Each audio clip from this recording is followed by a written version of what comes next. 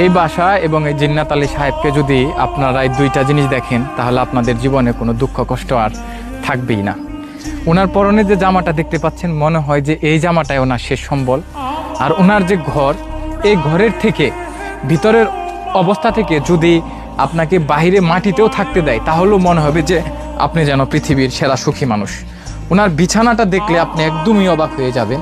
দেখেন বিছানার অবস্থা কি, কোথা থেকে কত বছর আগে এই তুষকটা চেয়ে আনছিল সেটা বলতে পারবো না। আর এই দেখেন কিছু পুরনো জামা কাপড় কে দিয়েছে, কোথা থেকে পেয়েছে জানি না।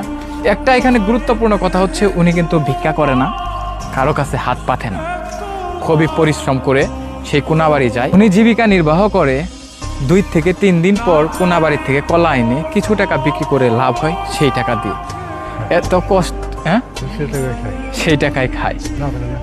আহারে, না পেলে না খেয়ে থাকে, দেখছেন।